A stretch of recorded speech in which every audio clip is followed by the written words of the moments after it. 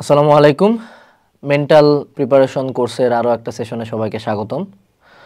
আজকের এই সেশনে আমরা কথা বলবো মানসিক চাপ কিভাবে সামলাবো সেটা নিয়ে। মানসিক চাপ নিয়ে কথা হবে। তো মানসিক চাপ নিয়ে তো নতুন করে কিছু বলার দরকার নাই। মানসিক চাপ আমরা হয়তোবা ভাবি যে জাস্ট শুধুমাত্র পরীক্ষার আগে হয় বা কোনো একটা এক্সট্রিম সিচুয়েশনে মানসিক চাপ হয়, বাট মানসিক চাপ বা মেন্টাল স্ট্রেস তোমার লাইফের একটা ডে টু ডে লাইফের একটা অংশ, ঠিক আছে? এটা তোমার একদম কমপ্লিটলি ডে টু ডে লাইফের একটা অংশ, এ নিয়ে কোনো সন্দেহ নাই। তো প্রথম যে কাজটা হলো মানসিক চাপের ক্ষেত্রে যে মানসিক চাপটা ফাইট করতে হবে। এখন মানসিক চাপ ফাইট করা আমি এখানে তোমাকে অনেকগুলো ওয়ে বলে দিব। এক্স্যাক্টলি কোন ওয়েটা তোমার কাজ করতেছে বা কোন কাজটা না করার জন্য তুমি চাপে পড়তেছো সেটা তোমাকে ফাইন্ড আউট করতে হবে। এগুলা জেনারেলাইজ সলিউশন, স্পেশালাইজ না তোমার জন্য। তো স্পেশালাইজ তোমার জন্য কোনটা এটা তোমাকে খুঁজে বের করতে হবে। তো পুরো সেশন থাকতে হবে, ওকে? এখন কেন থাকতে হবে, কেন মানসিক চাপ নিয়ে কথা হলো যে আমরা আজকে যে শুধু পরীক্ষার আগের মানসিক চাপ নিয়ে কথা বলছি তা না। রিয়েল লাইফের যে কোনো সিচুয়েশন হতে পারে, এটা বিজনেস হতে পারে, এটা ওয়ার্ক হতে পারে, এটা জিম হতে পারে, এটা ফ্যামিলি প্রবলেম হতে পারে, রিলেশনশিপ প্রবলেম, যে কোনো জায়গায় মানসিক চাপ is a part of your life. ওই জায়গায় কীভাবে ফাইট করবা? প্রথমত ফাইন্ড আউট দ্য সোর্স। প্রত্যেকটা মানসিক চাপের একটা সোর্স থাকে। এখন আমরা এক্স্যাক্ট সোর্সটা ডিফাইন করতে পারি না। কেন জানো? ধরো উদাহরণস্বরূপ যে আমার কাছে মানুষজন অনেক টাকা পায়, এটার জন্য আমি চাপে আছি। এই চাপে থাকার কারণে আমি তোমাদের ক্লাস নিতে পারতেছি না, এইটার কারণে আমার লাইফে আরেকটা চাপ অ্যাড হইলো। এবং তোমাদের যেহেতু ক্লাস নিতে পারতেছি না, সেহেতু আমি আমার টাকাও পাইতেছি না এবং কোম্পানির লোকজনের সাথে আমার সম্পর্ক খারাপ হয়ে যাচ্ছে, কারণ তাদের সাথে আমি টাকা দিতে পারছি না, ভালো বিহেভও করতে পারছি না। তখন আরও চাপ বাড়া যাচ্ছে এবং এই বিহেভিয়ারটা আমার পার্টনারের উপর হচ্ছে, আমার পার্টনারের সাথে ঝগড়া হচ্ছে, আরও চাপ বাড়া যাচ্ছে। তারপর আমার সামনে পরীক্ষা, তখন আরও চাপ বাড়া যাচ্ছে। তো এই যে দেখো মানসিক চাপ কি, তোমরা যারা ভেক্টর পড়ছো, হ্যাঁ, ভেক্টরে কি অনেকগুলো ভেক্টর একসাথে করে একটা লব্ধি ভেক্টর। তো মানসিক চাপ হলো একটা ভেক্টর, একের পর এক চাপ আসে যুক্ত হইতে হইতে মাথার মধ্যে একটা পর্যায়ে বাস্ট, মনে যে কিছু একটা তোমাকে সাইড দিয়ে চিপে রাখছে, মাইগ্রেনের মতো লাগে। বাট ওই জায়গায় কি করতে হবে দেখো তো, আমরা যদি পুরো ঘটনাটা অ্যানালাইজ করি, আমার সোর্স কী ছিল? পুরো ঘটনার সোর্স কী? প্রথম সোর্স হইল যা আমার কাছে মানুষজন টাকা পায়। তো মানুষজন আমার কাছে টাকা পায়, এই জিনিসটা ফার্স্ট অফ অল আমাকে হ্যান্ডেল করতে হবে। এই জিনিসটা যদি আমি হ্যান্ডেল করতে পারি, তাহলে কি আমাকে ক্লাস নিতে হবে? তো আমি যদি ক্লাস নেওয়া শুরু করি, তখনই না টাকা আসবে, তখনই না মানুষের টাকা যাওয়ার প্রবলেমটা যাবে। এবং তারপর আমার সেকেন্ড জাস্ট আরেকটা জিনিস হ্যান্ডেল করতে হবে, সেটা আমার পরীক্ষা। তো আমি টাইম স্লট ভাগ করবো, 6 ঘন্টা ক্লাস নিব, 6 ঘন্টা পড়াশোনা করবো, শেষ। তখনই দেখবা স্ট্রেস কমে আসছে।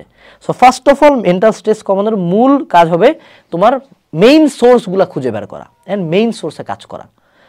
যখনই চাপ অনেক বেশি মনে হবে, তখন সব কিছু অফ রাখতে হবে, ফোনটা সব কিছু অফ করে একটা খাতা কলম নিয়ে বসো না কেন, অথবা নিজে বসে থিঙ্ক করো যে তোমার মেইন সোর্সটা কি, দেন ওটা ফাইট করার চেষ্টা করো।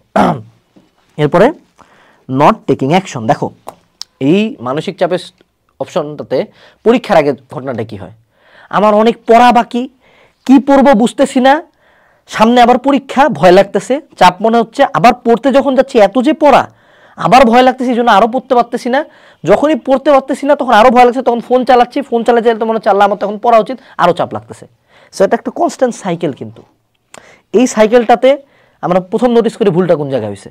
আমি যদি কোনো অ্যাকশন না নিই, তুমি যখন স্ট্রেস থাকো, এটার মূল রিজন তুমি স্ট্রেস হয়েছো কারণ তুমি কোনো একটা ডিসিশন নিতে পারতেছো না, যে আমি এটা করবো না কিনা, পড়বো না কিনা, কতটুকু পড়বো, কীভাবে পড়বো। তুমি একটা ডিসিশনের অভাবে ভুগতেছো, তুমি একটা অ্যাকশনের অভাবে ভুগতেছো। তো যখনই স্ট্রেস সিচুয়েশন হবে, রাইট ডাউন ইউর অপশনস, যে আমার হাতে এখন 100 পেজ পড়তে হবে, 10টা চ্যাপ্টার আমি পড়ি নাই, এই 10টা চ্যাপ্টারের মধ্যে কোন কোন চ্যাপ্টার আমার পরীক্ষায় সৃজনশীল আসবে। কোশ্চেন দেখো, কোশ্চেন খুলো, এই 5টা চ্যাপ্টার পড়বো। আমার আর কোনো কিছু পড়া দেয়, জাস্ট প্রথম কাজ হলো আমার 5টা চ্যাপ্টার পড়া। 5টা চ্যাপ্টার পড়া স্টার্ট করো, তোমার ব্রেন অটোমেটিক্যালি ঠান্ডা হবে, কারণ তুমি এখন একটা অ্যাকশন নিচ্ছ। সো মেন্টাল স্ট্রেসের আরেকটা বড় রিজন হলো কোনো অ্যাকশনই না নেওয়া। বয়া ফোনে শর্ট স্ক্রল করলে তো কোনো প্রবলেম সলভ হচ্ছে না। চাপ জাস্ট ইনস্ট্যান্টলি ফোকাসটা এখানে গেছে, এটা সরার সাথে আবার মনে আল্লাহ কেমনে পড়া হবে, কেমনে কী হবে, লাইফে কী হবে। সো অ্যাকশন নিতে হবে এবং ডিসিশন নিয়ে অ্যাকশন নিতে হবে। এটা হলো ক্যালকুলেটেড অ্যাকশন, যে আমাকে আগে অপশনগুলো এক্সপ্লোর করতে হবে, যে এই মোমেন্টে what should be my main course of action. ধরো এখন এই রুমে একটা আগুন ধরছে, এইখানে একটা সাপ ঢুকতেছে, আবার আসছে ভূমিকম্প। সো এই মোমেন্টে যদি আমি পালাইতে চাই, হ্যাঁ, তাহলে আমাকে প্রথমে সাপটা অতিক্রম করতে হবে। আবার যদি আমি আগুনটা না নিভাই পালাই, তাহলে কিন্তু আমার কাহিনী হইতে পারে যে পুরো বাড়ি পুড়ে যেতে পারে। বাট অ্যাট দিস পয়েন্ট ভূমিকম্পে তো বিল্ডিং ধসে পড়ার সম্ভাবনা খুব কম। তো প্রথমত এক ডাঙ্গে সাপ মারো, তারপর আগুনটাতে কোনো মতন একটা কাপড় দিয়ে ঢাকনা দিয়ে এক ছিঁড়ে দৌড়। তো এই যে একটা সিরিয়াল বললাম, এটা যদি রিয়েল লাইফ কোনো সিচুয়েশন কখনোই হবে না, বাট এই যে একটা সিরিয়াল আমি বললাম, এই সিরিয়ালটা হলো টেকিং অ্যাকশন। এখন আমি যদি বসে এখানে আল্লাহ সাপ, আগুন, পানি, মরে গেছি, ঠিক আছে, অ্যাকশন নিতে হবে। এরপর আসো not maintaining organization or division. তুমি একটা স্টুডেন্ট, তুমি করতেছো পড়াশোনা, এখন যারা গ্রুপ অফ কোম্পানিজ মালিক, জেফ বেজস, এর আন্ডারে তো কয়েকশো কোম্পানি আছে, কয়েক হাজার মানুষ কাজ করে, গোটা পৃথিবীতে কাজ করে, দিনে কোটি কোটি টাকা কামাচ্ছে। হেয়ার চাপ নিশ্চয়ই তোমার চেয়ে বেশি, কোনো মন্ত্রীর চাপ তোমার চেয়ে বেশি, কোনো প্রধানমন্ত্রীর চাপ তার চেয়ে বেশি। অর্থাৎ তুমি লাইফে যত উপরে যাবো, যত বড় উঠবো, ভার্সিটি স্কুল লাইফে পড়াশোনার চাপ একরকম ছিল, কলেজে আরও বেশি, অ্যাডমিশন টাইমে আরেকটু বেশি, ভার্সিটি লাইফ উঠবা আরও বেশি। তোমার লাইফে প্রবলেম কখনো কমবে না, it will gradually increase. But তোমার সুবিধাটা কি? এই যে এত বড় বড় কাজ করা মানুষগুলো, এরা তো পাগল না, এরা কি কেউ পাগল হয়ে দৌড়াদৌড়ি করতেছে না, খুব চিল আছে। তোমার আমার চেয়ে বেশি চিল আছে। যাদের কোনো কাম নেই তারাই চিল্লাচিল্লি করতেছে, বাট যাদের অ্যাকচুয়ালি কাম আছে তারা পুরো চিল আছে। তখন তোমাকে কি করতে হবে? ওদের একটা জিনিস খুব ভালো, যে তাদের অর্গানাইজেশন থাকে। যখন কোনো একটা মন্ত্রী কোনো একটা জায়গায় ভিজিটে যায়, ওরা একটা দিনলিপি দেয় যে এই মন্ত্রী কোন কোন সময়ে কোন কোন জায়গায় যাবে, এইটা করার জন্য একটা লোক থাকে, পিএ থাকে। প্রত্যেকের এরকম পিএ আছে, প্রত্যেকের এরকম শিডিউলিং অ্যাপ আছে, প্রত্যেকের এরকম একটা খাতা কলম আছে যে আমি কি কি করবো, আমার কাজগুলো লেখা আছে, ডিভিশন করে দেওয়া আছে, যার কারণে ও চাপটা পাচ্ছে না। আমার যেমন আজকে যা যা কাজ আছে প্রত্যেকটা লেখা ছিল, যেন আমি কাজগুলো কমপ্লিট করি, কাজগুলো কমপ্লিট করে প্রতিদিনের কাজ টিক দিয়ে দেই, শেষ, my work here is done. এই জিনিসটা তোমাকে এখন বুঝতে হবে যে তুমি যদি তোমার কাজের ডিভিশন না করতে পারো, যে সকালে আমি এটা করি, রাতে এটা করি, এটা করি, আমার কাজগুলো এইভাবে এইভাবে, প্রথমে আমি এটা করবো, তারপর এটা করবো, তারপর এটা করবো, এই যে আমি সাপ মারলাম, তারপর আগুন দিয়ে মারলাম, তারপর দৌড় দিলাম, এইটাই হলো সেই ডিভিশনটা। প্রথম ডিভিশন এইটাই, যে ভাগ করলাম, তারপর হলো আমি প্রথমে কি করবো, সিরিয়ালি সাজায় ফেললাম, দেন আমি দৌড় দিচ্ছি, আমি বাঁচে গেছি। আরেকজন রুমের মধ্যে বসে কাঁদতেছে, সাপও আসে কামড় দিচ্ছে, আগুনেও পড়ছে, ভূমিকম্পতে বাড়ি ভাঙা পড়ছে, খুব চরম একটা মৃত্যু। বুঝছো? তো এই জায়গায় আমাদের ফার্স্ট অফ অল কাজকর্ম অর্গানাইজ করা শিখতে হবে। অর্গানাইজের জন্য খাতা ইউজ হইতে পারে, ফোন ইউজ হইতে পারে, অ্যাপ ইউজ হইতে পারে, নিজের ব্রেনে রাখতে পারে, anything goes, you have to get organized. তোমার কাজ যত বাড়বে তত অর্গানাইজ হইতে হবে। অর্গানাইজ যদি না হও, জীবনে এত কাজ করতে পারবে না। কারণ তোমার লাইফে যত বড় হবা বয়সে, তত তোমার চাপ বাড়বে, তত তোমার কাজ বাড়বে। বাট যাদের অর্গানাইজেশন ক্ষমতা আছে, তারা খুব চিলভাবে সব কিছু করতে পারে। এরপরে আসো not taking a break. Mental স্ট্রেসের একটা বড় রিজন হইলো যে ব্রেক না নেওয়া।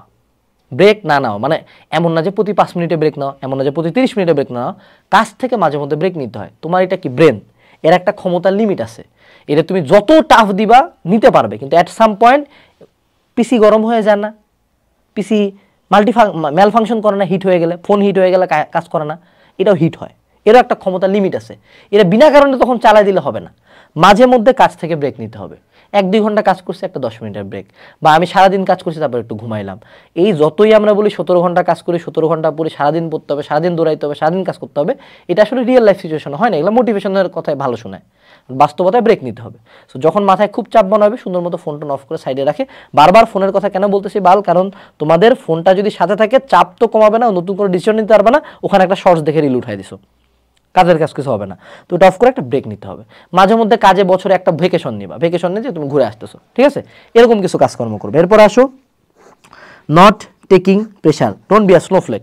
আমরা এত কথাবার্তা বলতেছি, বাট তারপরেও তোমাকে যদি একটা প্রশ্ন করি, এই যে যেমন একটা খুব ফেমাস ডায়লগ আছে না, যে হীরা কেমনে হয়, কার্বন অনেক চাপে তাপে হীরায় পরিণত হয়, রাইট? তো এই যে কার্বন চাপ তাপ না নিলে তো হীরা হইতো না। এখন কথা হলো, যারা এই যে দুনিয়ার টপে, পৃথিবীর টপে, অ্যাডমিশনের টপে, ভর্তি পরীক্ষার টপে, ভালো রেজাল্টে ভালো স্টুডেন্ট হয়ে বসে আছে, হ্যাঁ তো তোমার চেয়ে বেশি পড়াশোনা করে, হ্যাঁ তো তোমার চেয়ে বেশি টিচারের কাছে পড়ে, তাও এত চিল আছে কেমনে?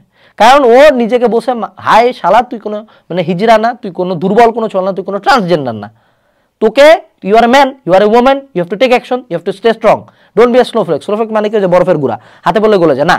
আমরা চাপে স্ট্রং থাকবো। চাপ নেওয়ার ক্ষমতা কিভাবে বাড়বে? যখন আমি চাপ নিতে নিতে অভ্যস্ত হব, যখন ওই চাপকে বলবো ফাকিট, আমি এখানে আসি, যা আছে আছে আমি থাকবো, আমি কোনো প্যানিক করবো না, আমি কোনো পাগল হবো না। এটাকে বলা হয় adversity question, AQ। Adversity question কেমনে ডেভেলপ হবে? যখন অ্যাডভার্সিটি ফেস করবো, যে কোনো অ্যাডভার্সিটি আসলে রুম টুমে লুকায় থাকি, তা তো হবে না, তাহলে তো কোনোদিনই চাপ নেওয়ার দক্ষতাটা আসবে না। আমাদের জেনারেশনটা হলো সফট, কিছু একটু হলে স্ট্রেস হয়ে গেছে, কিছু একটু হলে ডিপ্রেসড হয়ে গেছে। আরে ভাই, আগের জেনারেশনে ছিল মহাযুদ্ধ, এত কাহিনী, তাদের কোনো ইস্যু নেই, তোমারই এত ইস্যু। তোমার ডিপ্রেস কেন? যে সোশ্যাল মিডিয়া আছে, এই জন্য আমার অনেক ফ্রেন্ড নাই, তাই ও তো ফাক, এটা কেমন কথা? তা আমার জেনারেশনটা সবাইকে স্নোফ্লেক, সবাইকে দুর্বল বানানোর জন্য উঠে পড়া লাগা। এই জায়গায় একটু স্ট্রং হলে বাকিদের চেয়ে তুমি ডিফারেন্ট। তো ডোন্ট বি আ স্নোফ্লেক।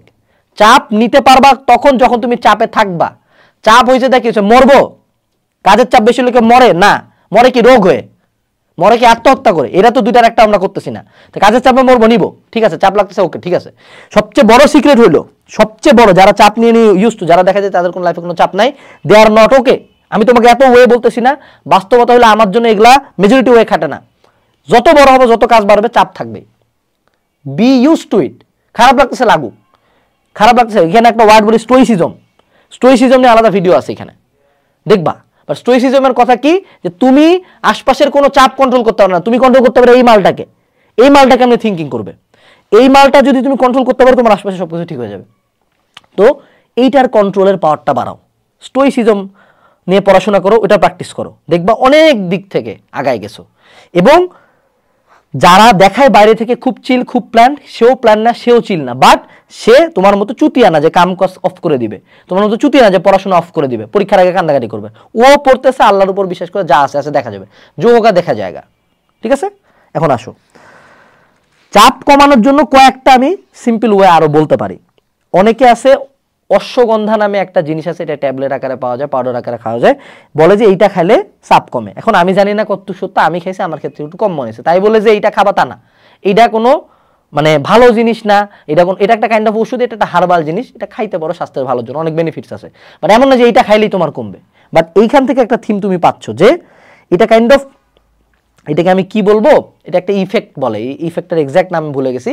যে অনেকের, তুমি যদি বিশ্বাস করো এটা তোমার চাপ কমায়, যেমন অনেকের কাছে মনে হয় মুখে পানি দিলে, এটাকে বলে ম্যামিলিয়ান রিফ্লেক্স, তুমি যদি মুখে পানি দাও তোমার হার্ট রেট একটু কমে যাবে, তুমি যদি গোসল করো হার্ট রেট একটু কমবে, তুমি যদি ঘাড়ের মধ্যে পানি দাও তোমার একটু প্রেশার কমবে, এটা তোমার চাপ কম। অনেকের ক্ষেত্রে এরকম ছোট ছোট কিছু জিনিস আছে যেগুলো সে বিলিভ করে কাজ করে, যদি অ্যাকচুয়ালি ওটার ইফেক্ট খুব একটা না, বাট তুমি যেহেতু বিলিভ করছো কাজ করে, কাজ করবে। এরকম কিছু জিনিসপাতি রাখতে পারো, যখন চাপ লাগে আমি ঠিক আছে, অনেক আছে চাপ লাগলে বিড়ি খায় আসে, তোমার ব্যাপার, তুমি কি খাইতেছো, বিড়ি খাইতে আমি বলতেছি না, বাট মেক সামথিং যেটা তোমার জন্য ওয়ার্ক করে। আরো দুইটা ভালো ওয়ে বলে দেই, মেডিটেশন করো, মেডিটেশন করো। মেডিটেশন মানে কি ওম না, না, মেডিটেশন মানে জাস্ট সিম্পলি নিজের থটের সাথে একা থাকা, নিজের অগোছালো চিন্তাগুলোকে একসাথে করার চেষ্টা করা। এবং চাপ কমানোর সবচেয়ে বড় ওয়ে হইল নামাজ কালাম পড়া। ঠিক আছে, মেডিটেশনের বাপ হইল নামাজ কালাম। এখন আমি মুসলমান হিসেবে আমারটাকে প্রমোট করতেছি, তোমার ধর্ম তুমি ওটা ফলো করতে পারো, আমার কোনো নিষেধ নাই। এরপর আসো যে নট ডুইং ডিপ ওয়ার্ক। দেখো এখন যদি আমি তোমাদের সাথে কথা বলতে বলতে পুরো টাইমটা হ্যালো সামথিং লাইক দ্যাট, এইভাবে, হ্যাঁ চাপ কমানোর জন্য এটা করতে হবে, ওকে, এরকম যদি করতাম, খুব স্বাভাবিকভাবে ভিডিওটা শেষ করতে পারতাম না, ভালো ডেলিভারি দিতে পারতাম না, প্লাস তোমরা শিট ফিল করতা, প্লাস আমি চাপে থাকতাম যে আমার কেন ক্লাসটা শেষ হচ্ছে না। অর্থাৎ ডিপ ওয়ার্ক মানে কি, কোনো কিছু আশপাশে না। এখন ডিপ ওয়ার্কের কথা এতবার কেন আসতেছে, এই মালটা যদি এখানে থাকে, আমি উল্টা বই, আমি দেখবই, এটাই তো ঝামেলা, এটা তো এত বড় ঝামেলা, এই কাজটা করা যাবে না। ডিপ ওয়ার্ক মানে সকল ডিস্ট্রাকশনস অফ, সকলের হয়তো এই প্রিভিলেজটা না থাকে, বাট তারপরে ট্রাই করতে হবে যে তুমি একটা ডিপ ওয়ার্ক যাতে করতে পারো। সব অফ, আমি এখন জাস্ট আমার কাজে ফোকাস করছি, জাস্ট আমি পড়াশোনা করতেছি, জাস্ট আমি আমার অফিসে টাইম দিচ্ছি। ঠিক আছে, এরপরে হলো যে পোর্শনিং ওয়ার্ক। পোর্শনিং ওয়ার্ক মানে কি, ধরো আমাকে 60টা ক্লাস নিতে হবে, আর আমি যদি ভাবি ওরে আল্লাহ 60টা ক্লাস, ওরে আল্লাহ 60টা ক্লাস, 60টা ক্লাসে কী করবো, 60টা ক্লাসে কী করবো, 60টা ক্লাসে কী করবো, মাথা কাজ করবে না। আমি কি করলাম, সুন্দর মতো একটা এক্সেল বানালাম, যে প্রথম 3 দিনে এই কটা রেকর্ড হবে, তারপরে 3 দিনে এই কটা রেকর্ড হবে, তারপর 3 দিনে এই কটা রেকর্ড হবে, টোটাল রেকর্ড হবে, কোর্স নামে যাবে। তো এই যে আমি কি করলাম, আমার একটা বড় কাজকে আমি ভাগ করে পোর্শন করলাম, এবং প্রতিবার যখন আমি বাইট সাইজ কাজ করতেছি, যেমন ধরো তোমার অনেকগুলো পড়া বাকি, তুমি যেটা করতে পারো, তুমি ভাগ করে নাও, প্রথম 2 ঘন্টা এটা শেষ করবো, তারপর 2 ঘন্টা, তারপর 2 ঘন্টা, দেখো 6 ঘন্টা পারও হয়ে গেছে, ক্লাসও শেষ হয়ে গেছে। আর তুমি যদি আল্লাহ মাত্র 6টা ঘন্টা আছে, আল্লাহ 10টা চ্যাপ্টার, হে পাগল হয়ে যাবো। পোর্শনিং করতে হবে। ওভারঅল এগুলাই হলো মেন্টাল চাপ কমানোর উপায়। আরেকটা লাস্ট উপায় আমি বলতে পারি, রিসেন্টলি আমি এটা করতেছি, সেটা হলো ব্রিথিং। অনেক বড় বড় মনীষীরা ব্রিথিংয়ের এক্সারসাইজ করে স্ট্রেস কমানোর জন্য, ইউটিউবে টিউটোরিয়াল সার্চ দিলেই পাবা, দেখতে পারো।